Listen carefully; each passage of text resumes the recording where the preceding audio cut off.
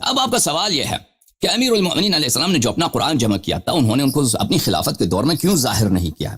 پہلی بات ہے، اس سے پہلے کہ میں سوال کا جواب دے دوں، ایک سوال حتمی طور پہ یاد رکھیے کہ اس میں شک نہیں ہے، اس میں بلا شک نہیں ہے کہ فریقین کے روایات، یعنی شیعہ روایات اور مخالفین کے روایات، اب مولوی لوگ جو کہتے ہیں نا ان کو کہنے دیں، مولوی کے باتوں پہ نہ جائیں، ان سے آپ دلیل کا مطالبہ کریں۔ اگر وہ کہتے ہیں قرآن کامل ہے، اللہ تعالیٰ نے ذمہ لیا ہے، دلیل دکھائیں، قرآن میں کہاں لکھا ہے کہ اللہ نے ذمہ لیا ہے؟ انا نحن نزلنا الذکر وانا له لحافظون، اس میں مفسرین کے اقوال دکھائیے، اس میں اس آیت کا ظہور بھی اس بات پہ نہیں ہے کہ اللہ تعالیٰ نے ذمہ لیا ہے، ٹھیک ہے نا؟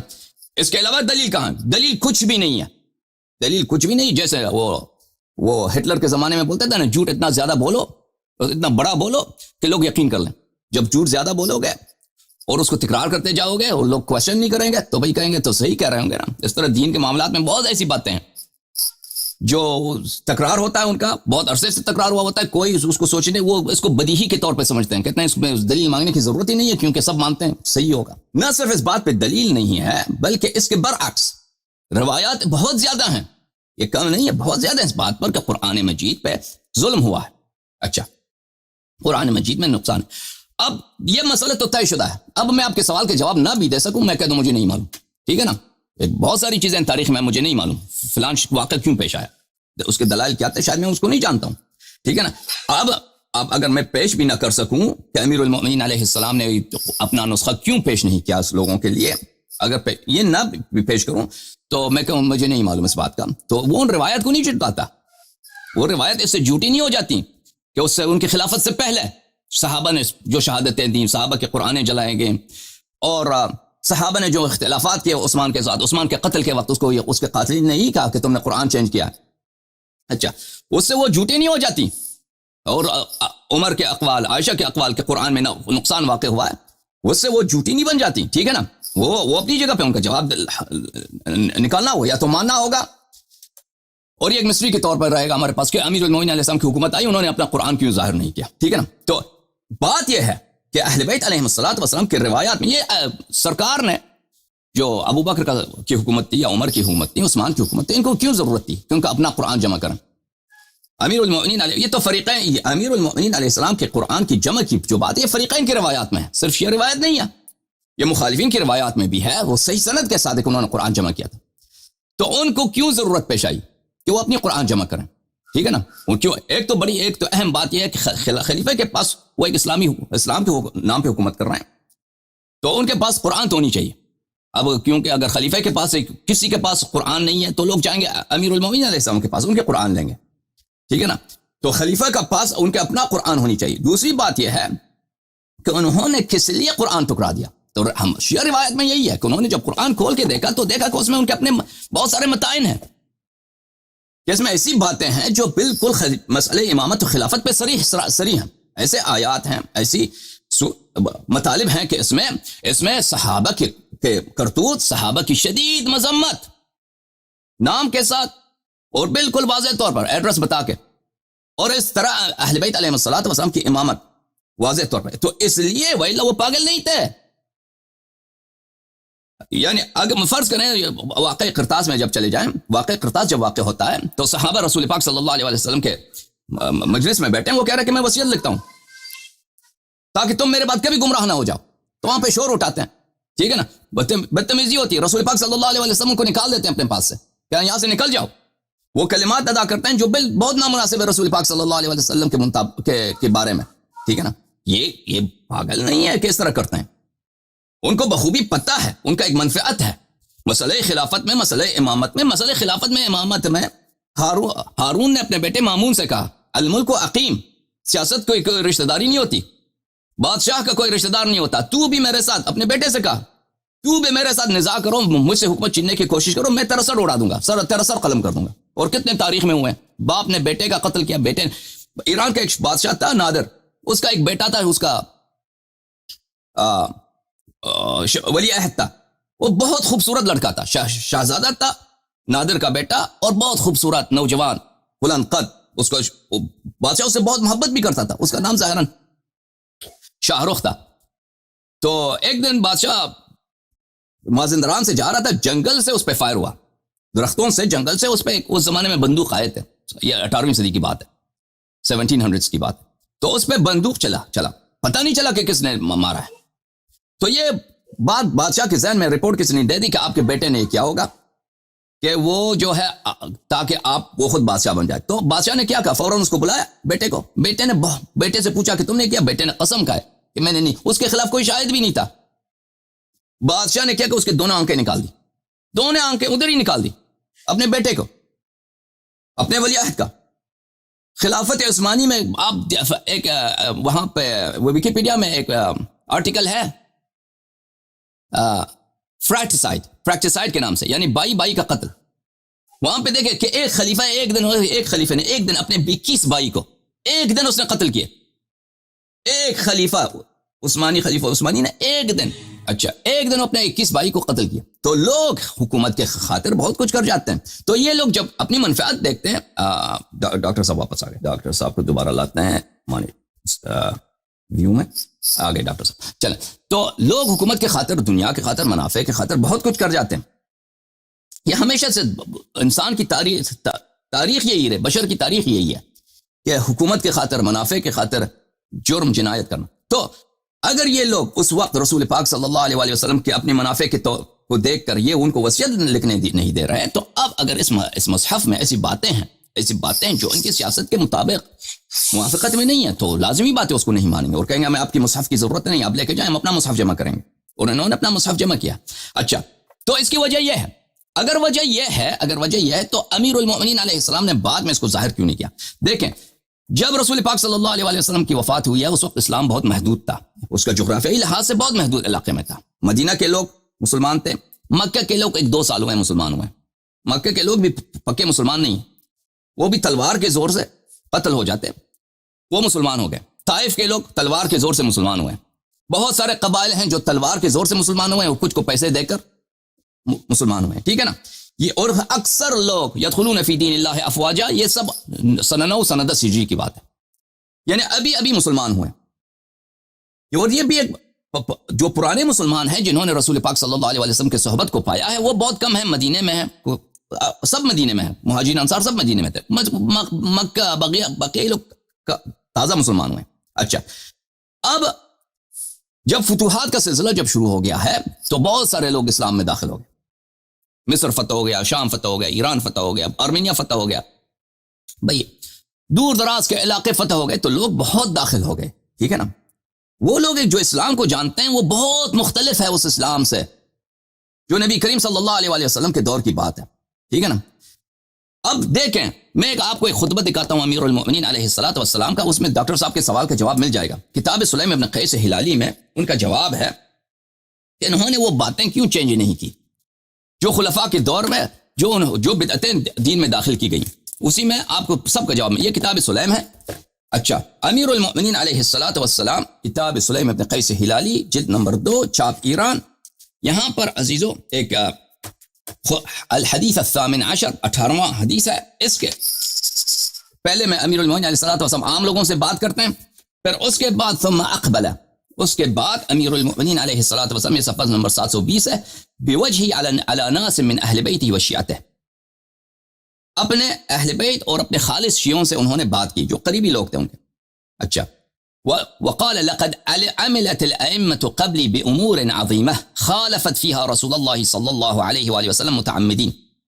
فرمایا کہ مجھ سے پہلے جو 3 خلیفے گزرے ہیں انہوں نے بہت بڑے بڑے کام کیے ہیں. امور عظیمہ، بڑے کام کیا مطلب؟ بڑے کام کیے ہیں کہ بڑے جرائم کیے ہیں، یعنی بہت عظیم ان کے غلطیاں ہیں.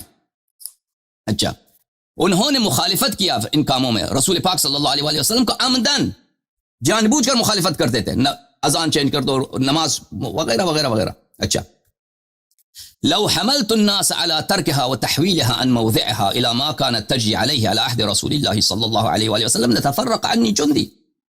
اگر میں ان باتوں کو چینج کر دوں، کہہ دوں کہ یہ باتیں بدعت ہیں اور ان کو واپس لاؤں اس طریقے پر جو رسول پاک صلی اللہ علیہ وآلہ وسلم کے زمانے میں تھا، لتفرق عني جندي، سب لوگ مجھے کو چھوڑ کے جائیں گے. جن لوگوں نے میرے ساتھ بیعت کی ہے یہ سب لوگ، یہ کب مسلمان؟ یہ بعد میں، اغلب یہ لوگ بعد میں مسلمان ہوئے ہیں. ان کو پتہ نہیں ہے رسول پاک صلی اللہ علیہ وسلم کے زمانے میں کیا ہوتا تھا. یہ رسول پاک صلی اللہ علیہ وسلم کے وفات سے 25 سال گزر چکے ہیں. اس 25 سال میں بہت چینجز آ گئے ہیں. یہ لوگ مجھے چھوڑ جائیں گے. حتی لا يبقى في عسكري غيري وقليل من شيعتي الذين انما عرفوا فضلي وامامتي من كتاب الله وسنة نبيه صلی اللہ علیہ وآلہ وسلم لا من غیرهما.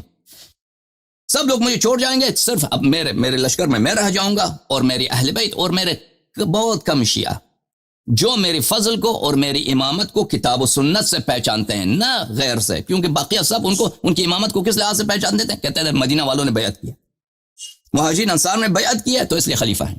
باقیہ لوگ جو ان کے ساتھ تھے وہ اس طرح نہیں تھے کہ وہ ان کی امامت کو منصوص من اللہ مانتے تھے. وہ بہت کم لوگ تھے جو ان کی امامت کو منصوص من اللہ مانتے تھے, جو رسول پاک صلی اللہ علیہ وسلم کو دیکھے تھے, پرانے جو مسلمان تھے. باقیہ سب لوگ جو ان کے ساتھ تھے, کوفے کے لوگ, عراق کے لوگ, یمن کے لوگ, باقیہ قبائل جو تھے ان کے ساتھ جو تھے وہ اس طرح نہیں تھے کہ ان کی سپورٹ ہر حال میں کرتے تھے. اچھا, ارائیتم, کیا تم اگر دیکھ لو, لو امرت بمقام ابراہیم علیہ السلام فرددت الى المکان الذي وضعه فيه. مکان ابراہیم کو, جو آپ حج پہ جاتے ہیں نا, مکان ابراہیم, مقام ابراہیم جو ہے وہ ابھی فی الحال جو ہے وہ کعبے سے کچھ دور ہے. رسول پاک صلی اللہ علیہ وسلم کے زمانے میں وہ کعبے سے کچھ قریب ہوتا تھا, اس کو چینج کیا خلیفہ دوم نے, اس کے مکان کو. فرمایا اگر میں اس کے مکان کو چینج کر دوں اور کہہ دوں یہ باطل ہے, اس کی مکان اصلی مقام پہ لے آؤں جب رسول پاک صلی اللہ علیہ وسلم کے زمانے میں تھا. ورددت صاع رسول اللہ صلی اللہ علیہ وآلہ ومدہ الى ما کان. صاع 5 مد یا 4 مد ایک صاع بنتے ہیں. ایک مد ہے تقریباً 850-900 گرام. اچھا, رسول پاک صلی اللہ علیہ وسلم کا جو صاع تھا, جو مد تھا, یہ یونٹس آف ویٹ ہے, ان کو چینج کیا خلفاء نے. اگر میں اس کو واپس لا دوں, اچھا,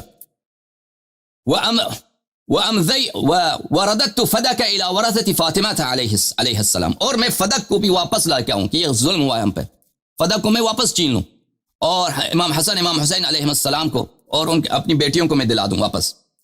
اچھا, وامضیت قطاع اقطاها رسول اللہ صلی اللہ علیہ وآلہ وسلم لأہلها, اور وہ باغات جو رسول پاک صلی اللہ علیہ وآلہ وسلم نے اپنے اہل خانہ کے لیے انہوں نے مخصوص کیا تھا, اپنے اہل بیت کے لیے, وہ میں واپس کر دوں. اچھا, ورددت دار جعفر بن ابی طالب الى ورثته, اور جعفر طیار کا جو گھر تھا انہوں نے خلفاء نے اس کو برباد کیا تھا, اس کو مسجد میں شامل کیا تھا. اچھا, میں اگر مسجد کو دوبارہ خراب کر دوں, مسجد پیغمبر صلی اللہ علیہ وآلہ وسلم کو, اور جعفر طیار کا گھر جو ہے اس کے وارثین کے واپس پلٹا دوں کہ یہ تمہارا گھر ہے, یہاں پہ مسجد نہیں بن سکتی, تم سے چھینا گیا زبردستی. اچھا, ورددت قضایا من قضا على من كان قبلی بجور, اور جتنے قضایا ہوئے ہیں, جتنے وہاں پہ ججمنٹس ہوئے میرے سے پہلے, قضات نے جو حکم دیے ہیں, فلانے کو کوڑے مارے گئے بھائی, اس کی فلانے کو ہاتھ کاٹا گیا, فلانے کو بھائی کسی کی بیوی کسی سے طلاق کرا دیا, بیوی کسی اور سے نکاح کرا دیا, ان سب کو میں چینج کر دوں, واپس کر دوں, ان سب کو میں تصحیح کر دوں, صحیح طریقے سے دوبارہ عمل کر دوں. اچھا, ورددت ما قسم من ارض خیبر, خیبر کی جو غنائم تھے اس کو جو آپس میں ان لوگوں نے تقسیم کیا, اس کو میں فدق کے علاوہ خیبر میں اور بھی زمینیں تھیں جو انہوں نے آپس میں اس کو غلط طریقے سے تقسیم کیا تھا, میں اس کو واپس پلٹا دوں. ومحوت دیوان الاعطیہ واعطیت كما كان يعطي رسول اللہ صلی اللہ علیہ وآلہ وسلم ولم اجعله دولة بین الاغنیاء, اور جو انہوں نے اپنے زمانے میں جو غنائم آتے تھے, بیت المال آتے تھے, انہوں نے آپس میں عربوں کو زیادہ دے دو, عجم کو کم دے دو, قریش کو زیادہ دے دو, انصار کو کم دے دو, یہ سب میں دوبارہ سے وہ جنہوں نے پیسے لیے ہیں ان سے پیسے واپس لے کے دوبارہ میں عادلانہ تقسیم کر دوں.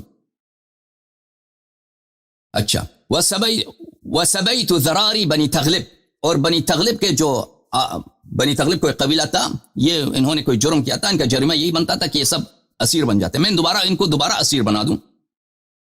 وامرت الناس ان لا يجمعوا في شهر رمضان الا في فریضہ, اور اسی طرح میں ماہ رمضان میں جو تراویح پڑھا جاتا ہے تراویح پہ پابندی لگا دوں, تراویح نہ پڑھا کرو, صرف جماعت, صرف نمازیں جو 5 نمازیں ہیں اس میں جماعت کیا کرو, باقی جماعت. اسی طرح اگر میں کرتا رہوں کون میری بات سنے گا, کون میری بات سنے گا. تو یہ تو ہلکی باتیں ہیں, یہ تو ہلکی باتیں کہ مقام ابراہیم کو ہٹا دیا, مثلا جعفر طیار کا گھر واپس ان کے اہل کو دے دیا, مسجد کو خراب کر دیا, یہ تو چھوٹی باتیں ہیں. لیکن اگر وہ ایسی صورتیں لے کے نکال دینا کہ وہ قرآن جو تم پڑھ رہے ہو اس کو یہ اس میں اور بھی باتیں ہیں, یہ ترتیب کے ساتھ تم پڑھ رہے ہو, یہ ترتیب غلط ہے, میں نے جمع کیا, یہ ترتیب صحیح ہے. اگر وہ اس کو نکالتے, دیکھیں امیر المؤمنین علیہ السلام نے عثمان کا قتل نہیں کیا تھا, ان پہ صرف اسی لیے کہ بھائی ان سے حکومت ہم نے چھینا, ان کی خلافت تسلیم نہیں کرنی. مکے میں تھی عائشہ, طلحہ زبیر نے بیعت کیا امیر المؤمنین علیہ السلام کے ساتھ، طلحہ زبیر نے، اور ان کو توقع یہی تھی، ان کو گریڈ یہی تھا کہ ہم بیعت کریں گے، ہمیں گورنرشپ ملے گا، مجھے بصرے کا گورنر بنائے گا، مجھے یمن کا گورنر، مصر کا گورنرشپ مجھے دے گا۔ امیر المؤمنین علیہ السلام نے ان کو نہیں دیا، چھوڑ کے چلے گئے مکے میں اور کہا کہ ہم سے زبردستی بیعت لیا گیا ہے، ہم نہیں کرنا بیعت چاہتے تھے، نہیں، زبردستی ہم سے لیا گیا۔ عثمان کو ہم نے قتل نہیں کیا، عثمان مظلوم مرا، آؤ مسلمانوں عثمان کے خون کا بدلہ لیتے ہیں۔ حالان کہ آپ تاریخ پڑھی ہے، کس نے عثمان کا قتل کیا، کون فتویٰ دیتی تھی عثمان کے قتل کا، اور کس نے محاصرہ کیا، کس نے پانی کاٹا عثمان پہ؟ مروان ابن الحکم نے طلحہ کو اسی لیے قتل کیا جنگ جمل میں کہ یہ عثمان کا قاتل ہے، حالانکہ مروان جو ہے عثمان کا چچا زاد بھائی ہے، اس کا داماد بھی ہے، اس کا وزیر اعظم بھی تھا، اس کا خزانہ دار بھی تھا، اس کا جرنیل بھی تھا، اس کے فوج کا سپہ سالار بھی تھا، وہ تو اچھی طرح جانتا ہے کہ عثمان کو قتل کس نے کیا۔ تو انہوں نے دیکھیں امیر المؤمنین علیہ السلام نے قتل نہیں کیا تھا، لیکن ان کی حکومت نہ ماننے کی خاطر ایک بہانہ بناؤ کہ بھئی ہم نے عثمان کا ہم نے انتقام لینا، عثمان کا تم نے انتقام لینا ہے تو جنگ کرنے کی کیا ضرورت ہے، تم آ جاؤ، بولو فلان قاتل ہے، اس سے ہمارا قصاص دے دو، وہ تو پھر خلیفے کا حق ہے، بلکہ خلیفہ کا فریضہ ہے کہ دونوں طرف کی باتیں سنیں، جو دلیل لاتا ہے پھر وہ یا دلیل حق ہے یا باطل ہے وہ فیصلہ سنا دیتا ہے، پھر تم کہہ دینا کہ فیصلہ غلط ہوا ہے، تم نے تو یہ بات کی ہی نہیں ہے، تم تو الٹے شروع ہی سے لشکر لے کے آ گئے، جنگ جمل ان لوگوں نے شروع کیا، پھر جنگ صفین شروع کیا، حالانکہ امیر المؤمنین علیہ الصلوۃ والسلام بالکل عثمان کے قتل سے بری تھے، ٹھیک ہے نا، عثمان کو خود ان لوگوں نے قتل کیا تھا۔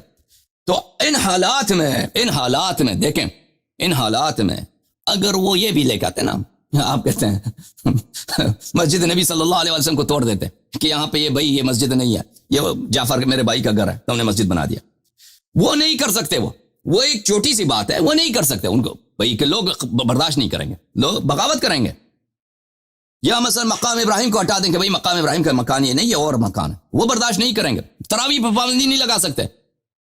تو آپ سمجھتے ہیں کہ وہ ایسے قرآن لے کے آتے، اگر وہ لے کے آتے نا اسی وقت ان کی تکفیر ہو جاتی، سب کہتے ہیں اس سے بڑا جھوٹا کوئی نہیں ہے، ٹھیک ہے نا، اور اسی وقت ان کا سارا لشکر ان کو چھوڑ جاتے، بس لوگ یا تو جا کے عائشہ جو ہے اپنی خلافت بنا لیتی، مدینہ میں کسی کو خلیفہ بنا دیتی، اپنے بھائی کسی کو، یا تو سب لوگ چلے جاتے معاویہ سے مل جاتے۔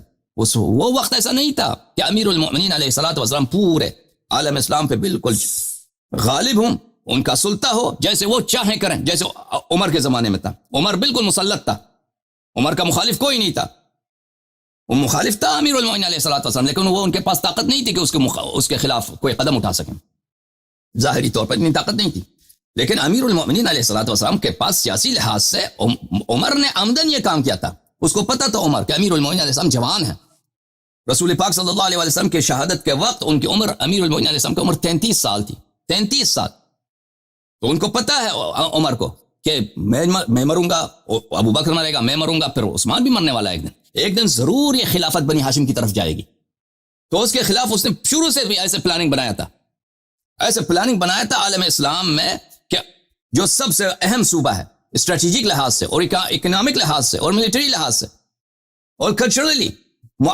شام، اس کو کس کے ہاتھ میں دیا؟ معاویہ کے ہاتھ میں دیا، جو کبھی وہ یعنی وہ اس کے بھائی، وہ تو بنی امیہ اور بنی ہاشم کا کبھی بن ہی نہیں سکتا، جو کٹر دشمن ہے، اس کے ہاتھ میں دیا اور اسے ہمیشہ اس کو برقرار رکھا ہوتا، کیونکہ آپس میں ان کا کیا تھا، تحالف تھا، اس مسئلے پہ انڈرسٹینڈنگ تھی۔ تو بہرحال کہنے کا مقصد یہ ہے کہ ہو نہیں سکتا تھا اس کو ظاہر، اگر آپ کہتے ہیں امیر المؤمنین علیہ السلام نے کیوں ظاہر نہیں کیا، اسی لیے جو باقی کام انہوں نے وہ نہیں کر سکے، اسی لیے کہ تراویح پہ پابندی نہیں لگا سکے، اسی طرح کہ اذان میں سے الصلاۃ خیر من النوم نہیں نکال سکے، ٹھیک ہے نا، بہت ساری باتیں وہ نہیں کر سکے، وہ چاہتے تھے لیکن نہیں کر سکے، جس طرح رسول پاک صلی اللہ علیہ وسلم نے بخاری میں کہا کہ اگر عائشہ سے فرمائے کہ عائشہ اگر یہ قوم میرے جو مسلمان ہیں، میرے صحابہ ہیں، یہ تازہ مسلمان نہ ہوتے، ان میں برداشت تحمل ہوتی، تو میں کعبہ کو گرا دیتا، کعبہ کو خراب کر دیتا، دوبارہ بنا لیتا شروع سے، اور اس میں 2 دروازے رکھتا۔ تو اسی وجہ سے کہ رسول پاک صلی اللہ علیہ وسلم نے کعبہ کو نہیں گرایا کہ لوگ تحمل نہیں کریں گے، لوگ پتہ نہیں کیا فتنہ کڑا کر دیں گے کہ کیسا نبی اس نے کعبہ گرایا، تو اسی لیے امیر المؤمنین علیہ الصلوۃ والسلام نے بہت ساری باتیں وہ نہیں کر سکے۔ ایک دن آئے گا جب پورا دین آپ صرف الفاظ قرآن کو چھوڑیے، معانی قرآن کی طرف بات کیجئے نا، کہ معانی قرآن کس کتاب کو پڑھیے، قرآن مجید کو، ہر آیت انسان کا ذہن حیران رہ جاتا ہے اس کے معنی کیا، معنی کیا ہیں؟ مختلف محتملات ہیں. رسول پاک صلی اللہ علیہ وسلم کس لیے آئے؟ هو الذي ارسل رسوله بالهدى ودين الحق. یہاں بلی ربنا وابعث فيهم رسولا منهم يتلو عليهم آياتك ويعلمهم الكتاب والحكمة ويزكيهم. النبي كريم صلى الله عليه وآله وسلم هو الذي بعث في الأميين رسولا منهم يتلو عليهم آياته ويزكيهم ويعلمهم الكتاب والحكمة. نبی کریم صلی اللہ علیہ وسلم کا کام یہی ہے کہ آیات کی تلاوت کرے اور کتاب کی تعلیم دے دے. ٹھیک ہے نا. کہاں ہے وہ تفسیر پیغمبر صلی اللہ علیہ وسلم کا؟ مان لیتے قرآن کے الفاظ کو، یہی ہو ترتیب بھی یہی ہے. معانی کا کیا کریں گے؟ نبی کریم صلی اللہ علیہ وسلم فارغ تو نہیں بیٹھتے تھے. صبح سے شام تک ان کا کام یہی تھا کہ یہ آیات فلانی آیت نازل ہو، ان کے معانی یہ ہیں. مسلمانوں حدیث ایک بھی روایت نہیں کی مسلمانوں نے. حدیث ایک بھی روایت نہیں کی کہ رسول پاک صلی اللہ علیہ وسلم کی تفسیر کیا ہے. قرآن جب ہم پڑھتے ہیں تو اس کے معنی میں متحیر رہ جاتے ہیں. مفسرین کے اقوال متضاد، مفسرین کو خود نہیں معلوم، کہتے ہیں یہ احتمال یہ احتمال یہ احتمال یہ. پھر احادیث میں ہے شیعہ اور غیر شیعہ دونوں میں کہ قرآن کا بطن ہے، قرآن کا پوشیدہ مقامات ہیں، قرآن کے رموز ہیں، اسرار ہیں، وہ ہمیں کیوں نہیں بتائے گئے؟ ہم کیوں محروم ہیں ان سے؟